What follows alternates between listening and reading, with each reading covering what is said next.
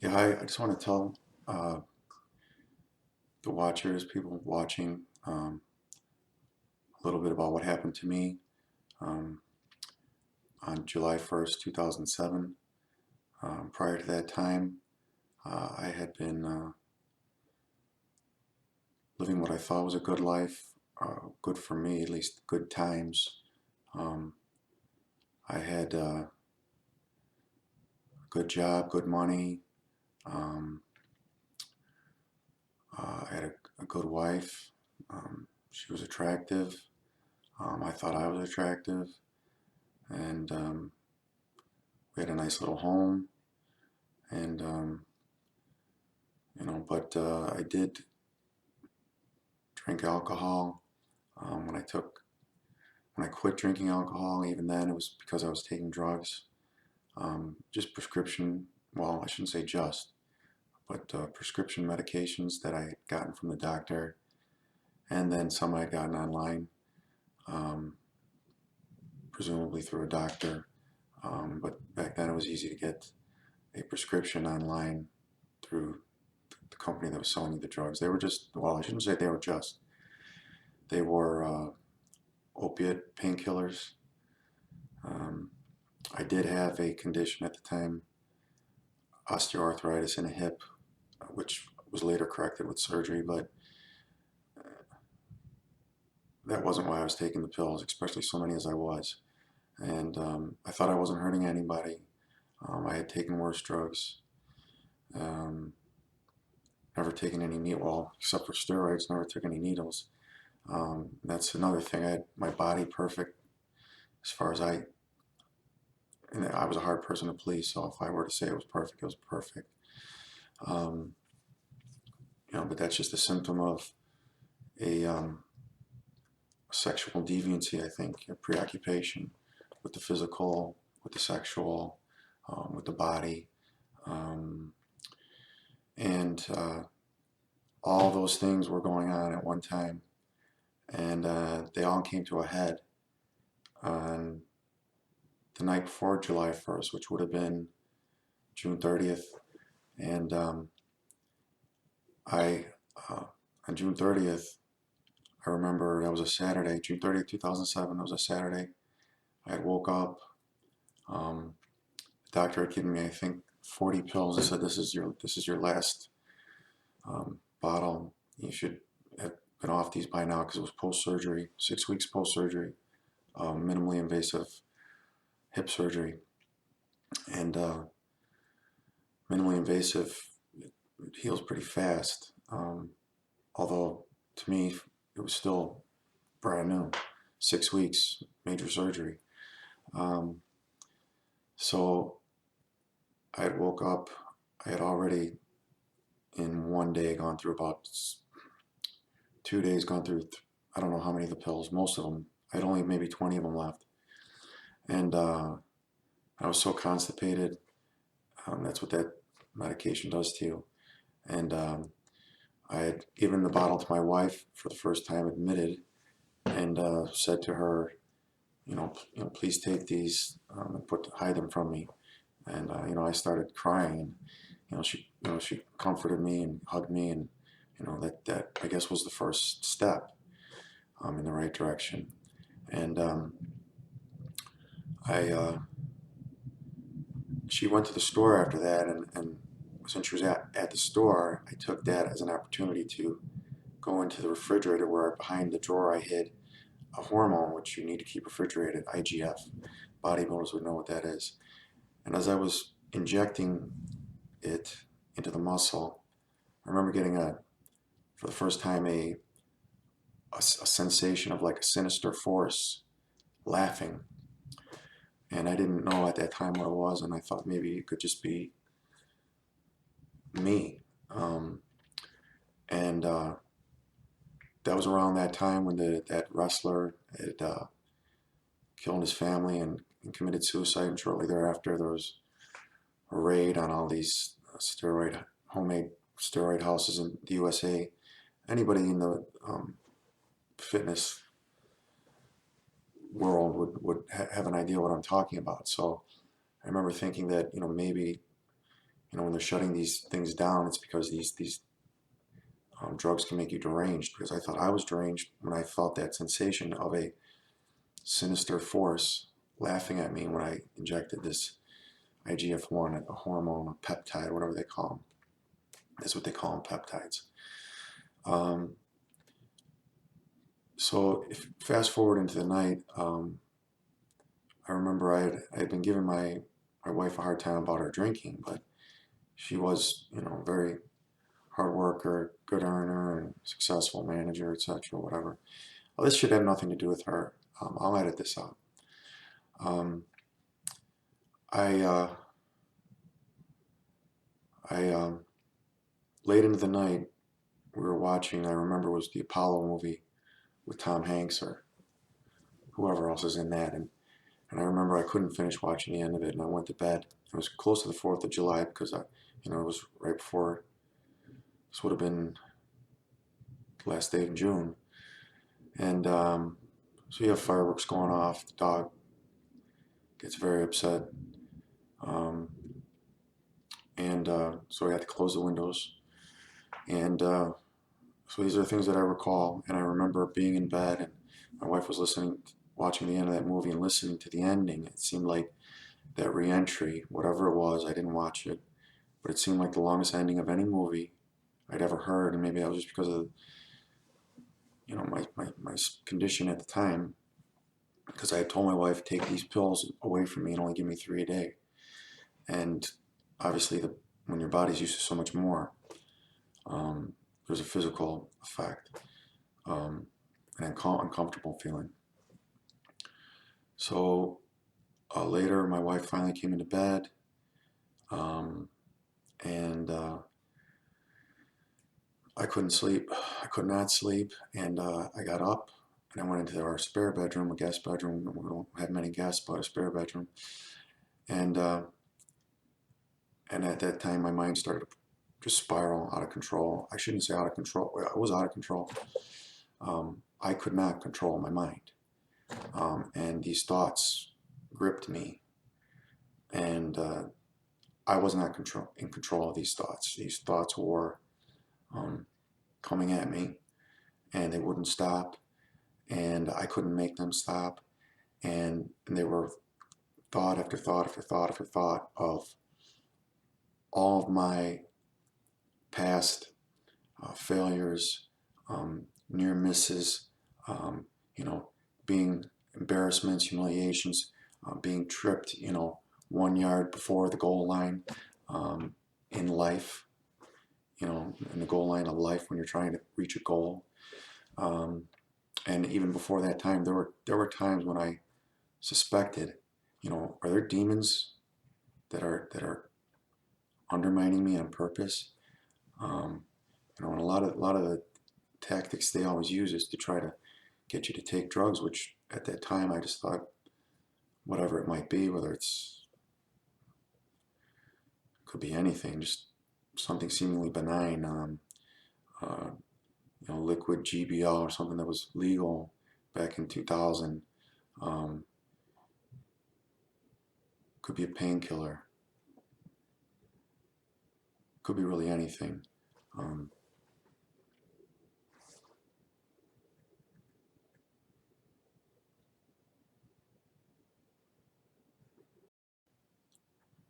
but for example, I can remember in 2000,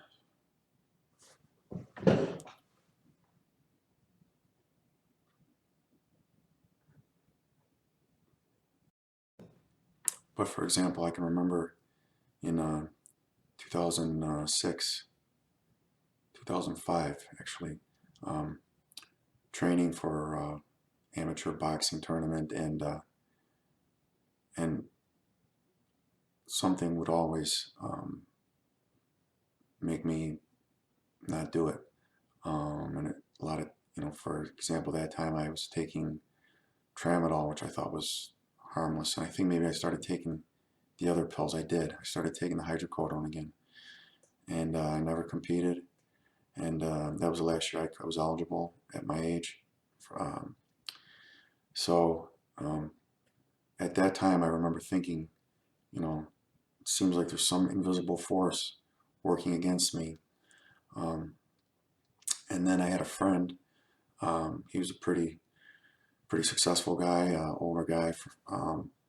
We were at a bar one time and just kind of hanging out and talking. He was always real encouraging to me, and I remember him saying, you know, you could be anything. You could be, you know, whatever you want. You've got this, this, this, this, and that's all great to hear. You know, you love to hear that, and you're real encouraged. But then he paused and he said, "Well, you do have some demons, though," and that rattled me. And I said to him, um, "What do you mean? Why did you say that?" And I've pursued him on that. I mean, in terms of even following up later, sending him an email, and so anyway, fast forward, or let's get back to where I was on. It would be now July 1st because it's past midnight, and I'm in the spare bedroom, and my mind has gone out of control, and all these the last thing I want to think about are all my past failures because I'm at a point in my life where I'm content, but I'm nowhere near where I could have been. Um, you know, the potential I had and the opportunities I had and the potential never seized or totally blown were too many to number one to be normal, uh, number two to be coincidental, and to number three be something you would want to think about it because you couldn't bear it. And now I was forced to bear it, and it was overwhelming, and I was, you know, being forced to think of all the things I would have otherwise buried in my so-called subconscious or whatever. You just don't want to think about these things. And my wife came in the room, and she laid down next to me, and she started telling me about a nightmare she was having, and had to do with this, that, and the next thing. And I won't get into it, but um, the nightmare seemed to correlate with what was going in my mind. And the way I could describe the way I was feeling was like the kids in the first Nightmare on Elm Street, which I remember seeing as a kid, where Freddy Krueger is attacking them when they sleep so that they're afraid to go to sleep because they're afraid they'll get killed or attacked. And that's the way I felt. I was so terrified with what was going through my mind that I was afraid to close my eyes because I didn't know what would happen to me. I was terrified. So when my wife was talking like that, I looked over and I thought, you know, this is too much. Because after that, she started going into some mundane story about a lunch she had with her friend, and the fish tacos were cold, and you know, she'll never order those again. And she was half asleep and telling me the story, and I'm practically losing my mind looking at her, thinking, oh, I can't believe this. You know, she's in La La Land, and I'm seemingly in hell. And I remember she got up, and I went into the kitchen, and when she came into the kitchen, she said, "Are you okay?" And I said, "You know, I think I'm losing my mind." And she went to touch me, and I grabbed her hand and like her arm to keep her away from touching me. And I said, "I mean it." And she looked at me, wide open eyes, and she said, "You know, maybe you just need to go take a walk." And that's exactly what I did. It's 5 in the morning now at this time. That's how long this went on. This went on for quite a while before she came in the room. My mind was going like that, out of control, for a couple hours. And I put on flip-flops, walked outside, and I remember it was almost like I was, um, almost like if you were, you know, really stoned or something, but I wasn't. You know, like if you smoked a lot of weed, if you've ever done that, where you just kind of, you know, like one time we were in Amsterdam, and I remember figured when in Rome, I was 21, when in Rome, so we smoked something that was called Super Skunk, and we didn't even smoke a lot. I mean, whoever I was with, and we just rolled a cigarette joint, smoked half of it, and both of us were just walking around like, zombies. Where are we? How do we get back? Where are we going? Um, we found our way back to the hostel, but it was just one of those experiences where something doesn't feel right. Everything seems distorted. Nothing seems like it's where it should be, even though everything's as normal as it was yesterday before you smoked the joint. So this is why when I saw the neighbor, uh, hitching his boat, that seemed weird to me. Like, what are they doing out at this time of night? Um, it was just after night, just before morning. It was just the wee hours. Nobody's out. So I was walking and I was thinking, what I was doing was I kept saying the Our Father, glory be to our Father. I just realized that I need God. I need God, I need God. Kept saying the Our Father. Walked about 2 blocks, all the while thinking, should I even be walking on my hip? 6 weeks, whatever it was, 5 weeks. It was more like 5 weeks after the surgery. And thinking, is my wife gonna, is a car gonna pull up? Is it gonna be the police, my parents, my wife, making phone calls right now? As it turned out, she just went to bed. But I walked, and I remember seeing somebody and thinking, what's he doing out? And so I cut across, and I just happened to be walking by a hospital that's right near us.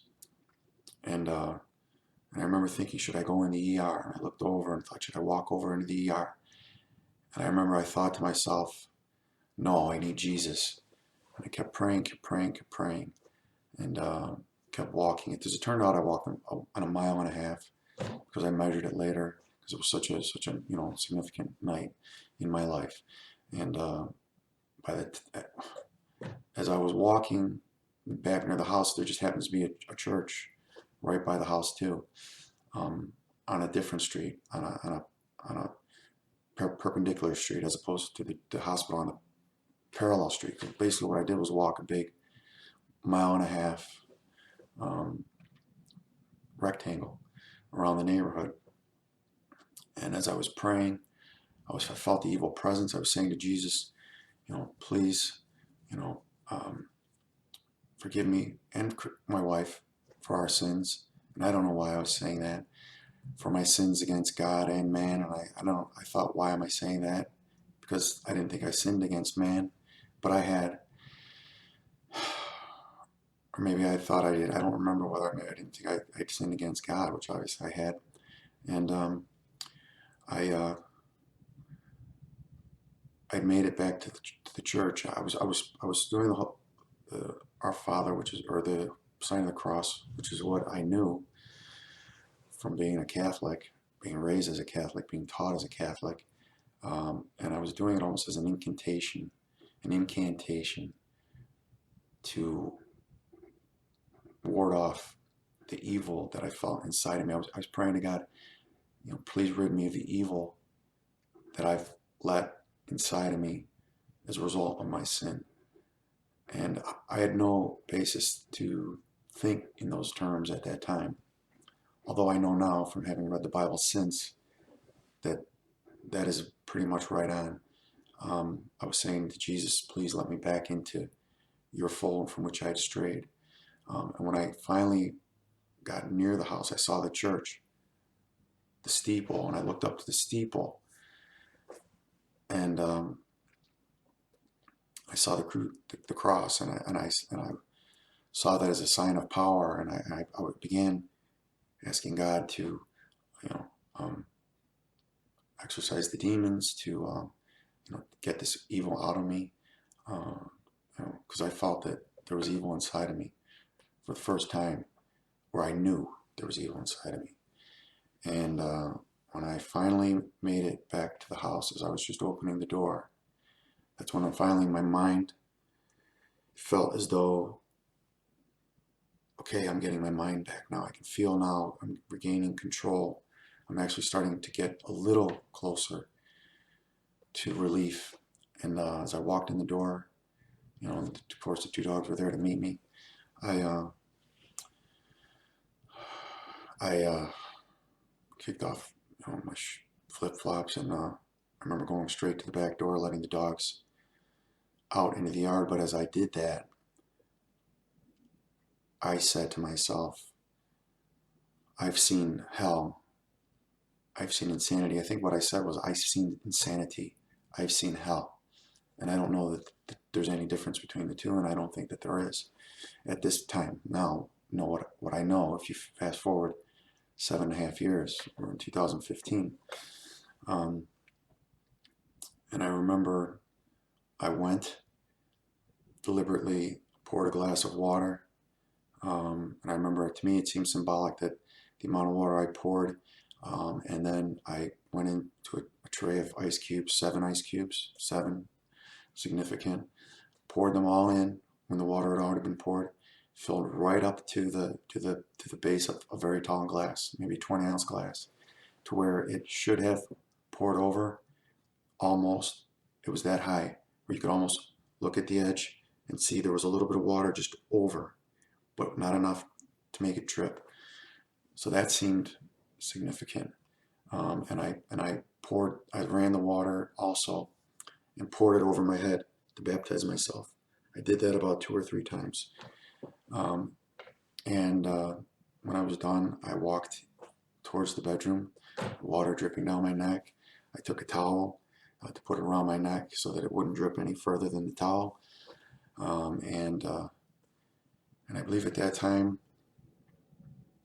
I went into the spare bedroom, and I just remember laying there, and our big dog, a big yellow half lab, big loving guy, gentle, so pure. I remember rubbing his fur and just hoping, thinking, to get all that purity, to absorb it, to feel it.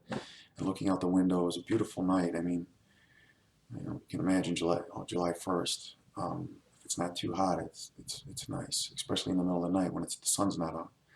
And I could see the tree, and it was just. I remember going into the room with my wife, and at that time, or just before I'd gone in the spare room, 7.5 years, both of these things happened. I just don't know in what order. When I went into my wife, she was in bed, and she was waiting for me, sort of, not really.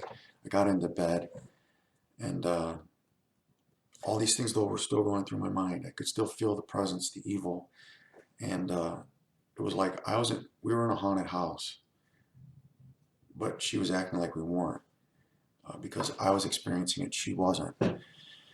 And I don't remember if she said, "How was it?" or might have something along those lines, and I looked at her and said, you know, that was crazy, but don't worry, or something along those lines, that was nuts.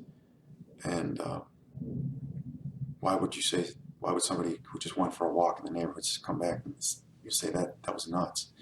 And she just was still mad because I told her not to touch me. And she said, I'm just trying not to bother you, like you said.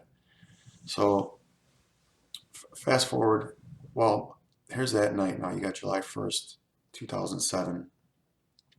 That was the first time, that was the first time I was baptized, if you want to call it that, other than as a baby, being a Catholic. And I did it on my own. And so you figure July 1st, if that's when you were reborn, that would be your spiritual rebirth, the beginning of your spiritual rebirth. And I didn't know it at that time because I wasn't thinking about what date it was at that time. But I realized later that July 1st was the date, even though I'm not born on July 1st, I am born in July. But anytime a website would ask me for my birth date, just because of identity theft, I would put July 1st because it's easy to remember. It's the same month. It's the first, but it's not the actual date. So unless you're me, you wouldn't know the actual date. So if somebody was on a website, took July 1st, tried to steal my identity, it wouldn't work. It's July 1st is not my birthday. And it was later that I realized that nobody knew that. Why would I tell somebody that if the whole point is to avoid identity theft? Not even my wife, because it's so trivial or mundane. It's not the kind of thing I wouldn't tell her, but why would I? So only God would know that, and that was the date that I was reborn, which would be a sign, which oftentimes you'll hear of God's subtle signs or God's subtle signature.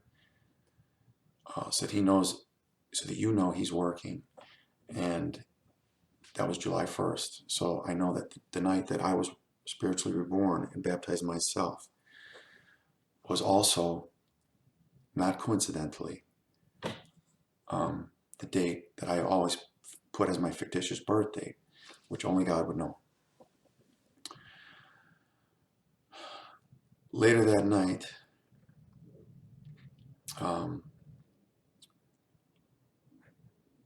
after the day progressed, later that night, I woke up, and this was the first time, because let's just say this was the first time both of us were in bed sober together, probably in our entire marriage, maybe our entire relationship, 100% sober, gone to bed without a drop, not even a glass of wine, not a beer, nothing. And I woke up in the middle of the night, early though, maybe just past midnight. I didn't know where I was. It was like my mind had gone blank. I had gotten scared because my wife wasn't in the bed. I called out to her. Turned out she was in our bathroom, the one adjacent to the bedroom. So I was relieved, and then she came into me, and I told her, where are we? I don't know where I am.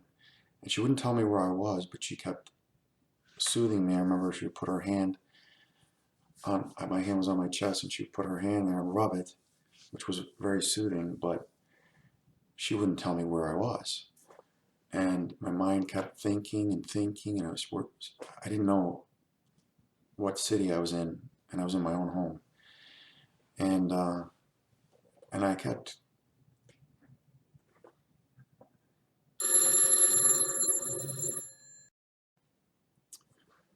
so again now it was maybe 5:30 in the morning, 6 o'clock when I got home from that 1.5 walk, got into bed with my wife. As I told you the way she reacted when I first got into bed, and told her when she asked me how was the walk, I said that was nuts. And I said, but don't worry. And that was when all the while I was thinking, how can she just sit there like as if, nothing's happening, when I felt as though I was still, although I had regained control of my mind, the racing thoughts, memories weren't there. I thought I was still a little I was terrified in a way. Not terrified, screaming, but still, scared, rattled. Something was going on still. And I felt as if God was saying, get out of him, to demons. Because I remember, maybe it was me wishful thinking, or it was really hearing get out. Because I remember the little dog, the smaller dog, came up to me, and she would have a habit of putting her head up into you, and I put my head down into her, but then I pulled it away really fast because I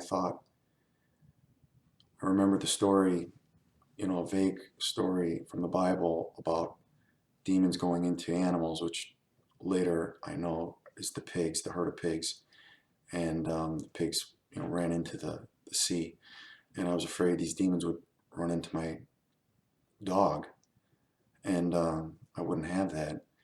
And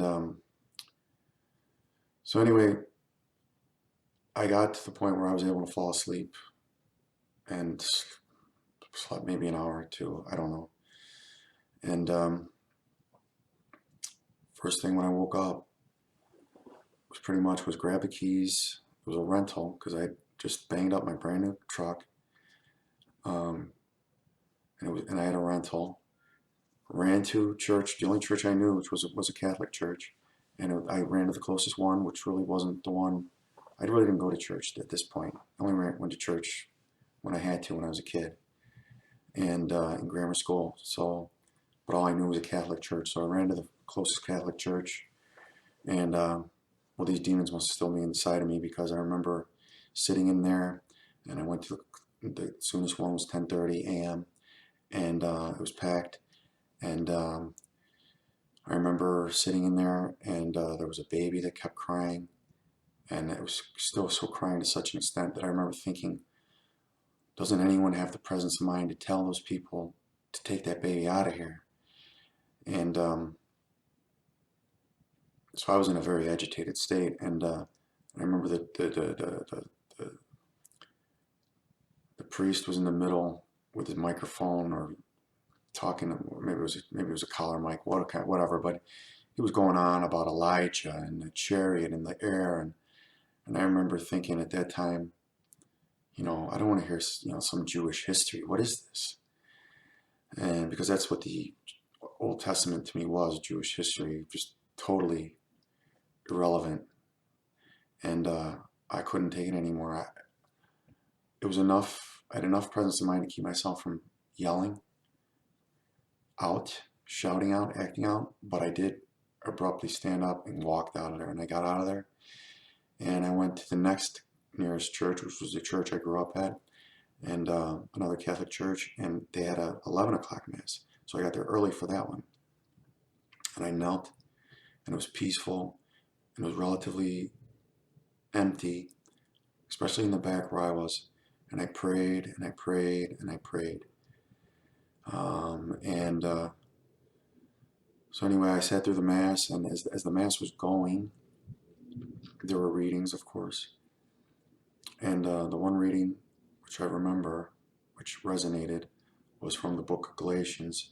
And it talked about the spirit versus the flesh, how the flesh and the spirit are always at war with each other, and one will always win out of the other. So, because they're so diametrically opposed, that if the flesh wins, that means the spirit loses. If the spirit wins, that means the flesh loses.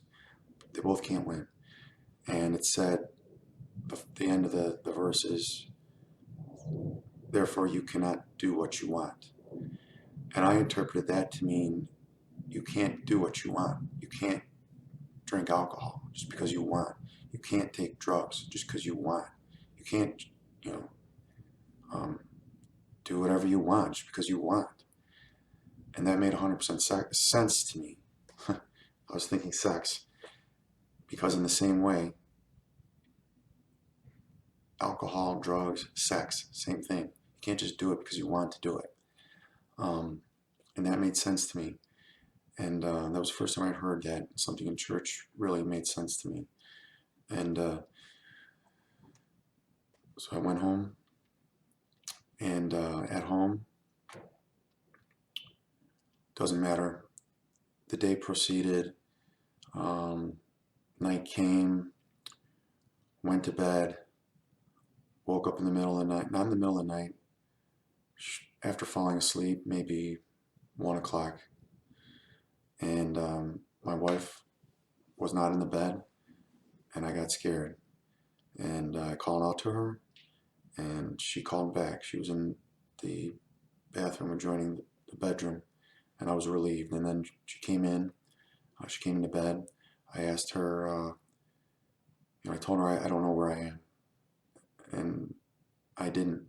My mind was blank. I was in bed in my own home, 100% sober. That was the first night we'd both gone to bed, 100% sober. No wine, no beer, no nothing. No after dinner drink, nothing. No pre-dinner drink, nothing.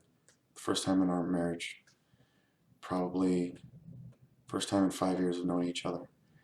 And she very calmly assured me, I had my hand on my chest, and she would just rub it, and I could feel her hand. And it was very soothing and reassuring, but she wouldn't just tell me, here's where you are. She wouldn't say, you're at home. She just kept saying, you know where you are. You know where you are, baby. You know where you are. You know where you are. And I didn't. And she just let me. And I sat there thinking, where am I? And I thought, I was getting confused, and I could remember where my uncle lived, which is in a suburb, and am I there? Then I finally got my wits. After about 15 minutes, I finally knew where I was, and I had my wits back. And I asked her to go in the hallway and just turn on the hallway light so I could see the room and be able to, know where I was, have a better, you know, feel and comfort for where I was. And that's when, right away, and I'll say it like this, right away, um,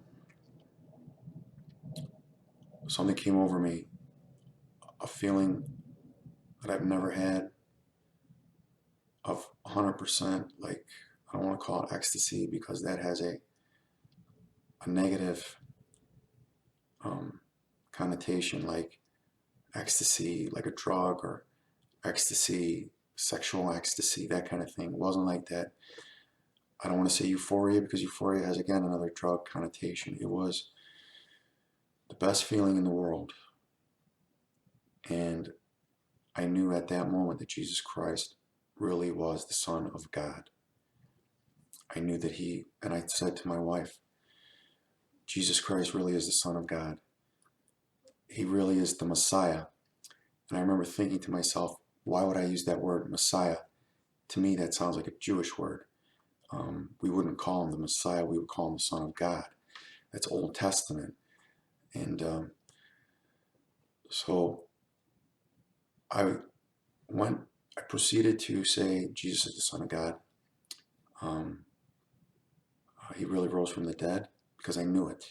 I knew it. It wasn't like I was thinking it, I was deducing it. I knew it for the first time. Jesus was the Son of God.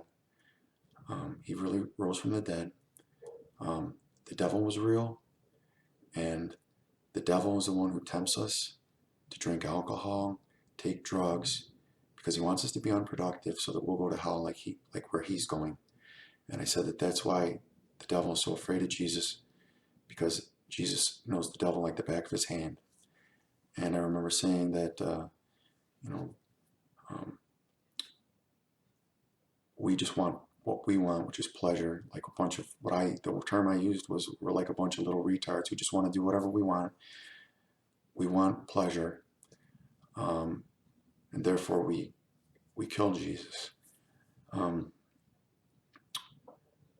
And as I was saying all these things, and all this revelation had can't come to me, I thought that my wife was just eating this up, hanging on every word, like she was feeling the same magic and ecstasy that I was. And I looked over and asked her, "Is this making sense?"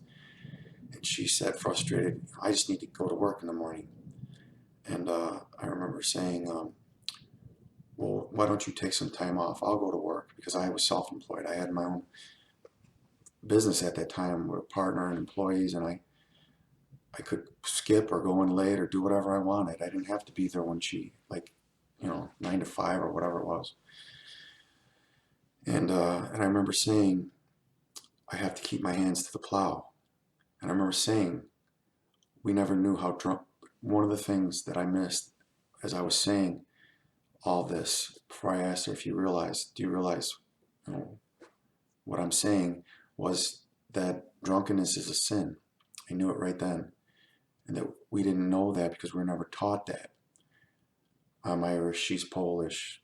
It's just a culture of casual drinking, social drinking, making alcohol. In the case of the Irish, singing about it. And I realized then, and I was saying these things, that I can't drink alcohol, I can't take any drugs. I knew it. Even though I thought drugs don't hurt anybody, I'm not hurting anybody. It's not one of the 10 Commandments. How can it's not a sin. Now I knew, without reading it, without being told by a person, any spiritual implications or in terms of sin or anything, other than it might be bad for you, or you might need to moderate. I knew for the first time I could no longer take any pills, powders. I even said steroids, which was something I would never admit to her before that. And I remember I woke up. She fell asleep. She went to sleep. I couldn't sleep. I went to the guest room again, finally fell asleep in that state of ecstasy, that state of bliss, whatever you want to call it. When I think it's because God's presence was there, the Holy Spirit or Jesus, whatever was there inside of me, revealing all these things to me and through me, that I was able to speak them because they were being revealed to me, and I was revealing them to my wife as they were being spoken to me. And after that hour of sleep, waking up the next morning, 100% different. I went from that blissful feeling to a feeling of total slime, total demonic possession. And that might just be the difference between my normal state compared to this now blissful state, a holy state, a godly state, a state of godliness, or a feeling, a sense of God, to a sense of either evil, or the comparison between what I experienced with God and what my normal experience was evil. But now I knew it was evil. I sensed the evil. And I took a shower, and I remember all I knew about evil, all I knew about the devil was The Exorcist and The Exorcist 2 and Pazuzu. I remember a friend of mine used to joke about when we were kids, he watched The Exorcist 2. His parents let him. Mine didn't, or we weren't supposed to. And when the girl says Pazuzu or whatever, he used to joke Pazuzu. So I remember Pazuzu, and I remember there was something like maybe a tsetse fly or something bitter, and that's how she got the demon. And I remember thinking, did I get possessed? Did my parents, maybe I used to always be introduced to Irish missionaries, priests who go to Africa and all those places, South America, and did they bring back a tsetse fly or something, or somehow get me possessed? It's funny now, but then I remember taking a shower, and it was so scalding as it could be to try to in my mind, in my sense, scrub this out of me. And I remember I didn't want to use the old towels we had, and I remember telling my wife, we need to buy new clean towels, clean, pure, because I sensed the evil now again, and I felt that evil, but it wasn't. It was unlike I ever felt it, and after that, I started reading the Bible again. I wish I could say that it was like you could just go like that, and quit drinking, quit all drugs, but you don't. And some do claim to. I didn't. Although while doing them, there was no longer an enjoyment, because I would get an overwhelming sense that this was going to send me to hell. This was a bad thing, that maybe demons were prompting this. Maybe demons were watching me do this right now, laughing. So it began the progression of getting clean, as you would say, changing your life, transforming your life, which actually brought more problems in my marriage, because my problems were way more than my wife's, nightly nightcap. But in my mind, she shouldn't even be having the nightcap. We should both be 100% abstinent. And but those were just struggles. It wasn't like I was continuing that life that I had before. I was making an effort.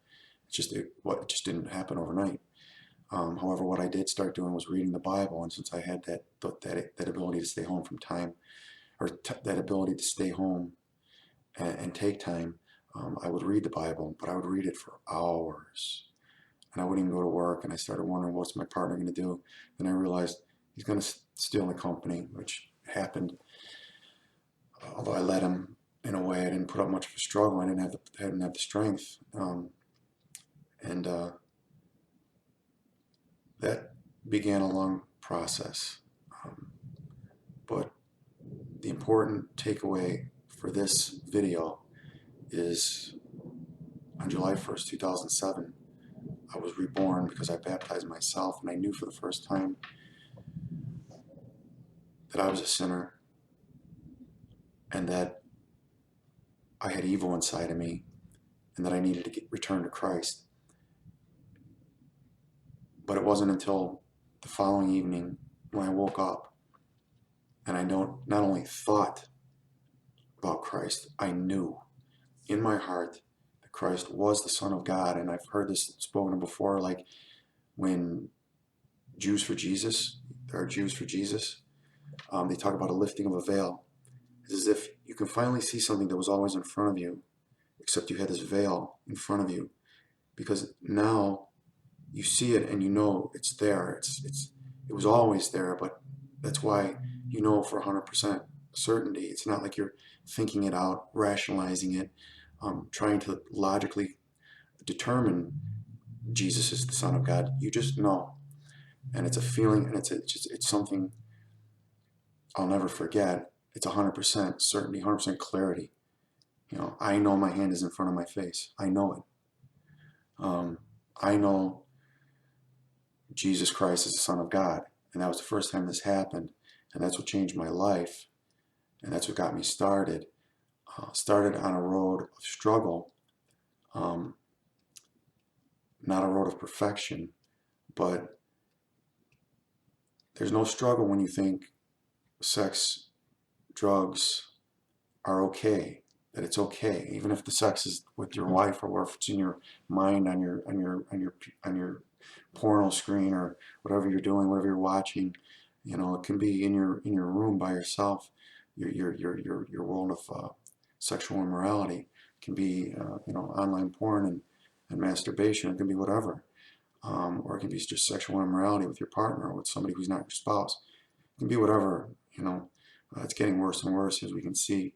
It's now it's normal to be homosexual, even though that's an abomination to God. He hates that. It's unnatural, but it's supposed to be now normal and a human right. Well, it's not to God, and if it's okay, if the politicians want you to do it, that's between you and the politicians. But if God doesn't want you to do something, that's between you and God, and I'd be more worried about God than a politician. So that was my first realization that Jesus was the Son of God, and that I was living a life of evil. And again, what I wanted to say was that it started off a progress of transformation, uh, pro, a period of progress, a period of stumbling, a period of transformation, a period of discovery, um, um, up to this point now, where I can say more in another video, but for right now, I just want to say that that's my testimony in terms of how I knew that Jesus Christ is the Son of God, and why I believe what I believe, and why I shouldn't do what I've done in the past. And that's all I want to say, and I think it's important to say it. And it's a matter not just of trying to help people, it's also a matter of enlightened self-interest, because Jesus said, those who are ashamed of me, I will be ashamed of when I return. But those who acknowledge me, I will acknowledge before my Father. And that's why I'm selfish in what I'm doing right now. But I also want to start a series of videos, because what I want to do is defeat the devil, who's defeated me all my life, out of a hatred for me. And I have a hatred for the devil. And there's one hatred that's perfect hatred, and that's hatred of those who hate God. And if anyone fits the bill of someone who hates God, it's the devil. But he can't hurt God, so he hurts man, who's made in God's image. And if he won't let me succeed in anything, good, because I'm going to succeed, God willing, with the help of God, in bringing down or bringing forth God's kingdom, helping other people be saved, escape from the bondage to sin that the devil has them in right now, and to to come to Jesus Christ and to be saved. Because recently I had some dreams, not dreams. I was definitely in the spirit world, and I saw hell, and now I know for the first time why people who've seen hell, and there are people, you'll find testimonies of people who've seen hell in either um, post-death experiences where they were resuscitated, or they had out-of-body experiences. Even George Foreman, the famous boxer, speaks of one in his book, God in His Corner, because he did have a religious transformation. Everybody knows he became a Christian preacher. He quit boxing for 10 years. And it's not unlike that, where you have that the point I was making as I lose track is I've heard a lot of people say, I wouldn't wish hell on my worst enemy, and that is true. Just recently, I experienced hell in a vision, really in a dream, and so while sleeping, and it was real, and there was torture, um, there was I was even bitten by wild dogs, two wild dogs that I actually could feel the pain in my back, and at that time I forced myself to wake up, or I forced my eyes open, and I was okay because I was back in my bed. I was in my bed. I was awake now. I was back in the physical, but this wasn't a normal dream. This was hell, and unless you find Jesus Christ and escape the devil's bondage, um, that's the only place you can go when you die. Because if you're not going to heaven, that's the only other place you're going to go. And it's important that I help bring forth the kingdom of God. That I save myself an eternity of hell, and that I save as many people as I can an eternity of hell. So thank you for watching. I hope this helps you, and I hope there'll be future videos that will help you also. And the one thing I forgot to say is I hope this, and I pray this, and ask this in the name of Jesus Christ, the Lord, the Son of God, the Son of the Most High, our Creator, the Son of God who was sent from God to defeat the works of the devil, as it states in 1 John. The reason the Son of Man was manifested was to defeat the works of the devil. And I pray in the name of Jesus that will be done. Amen. Thank you.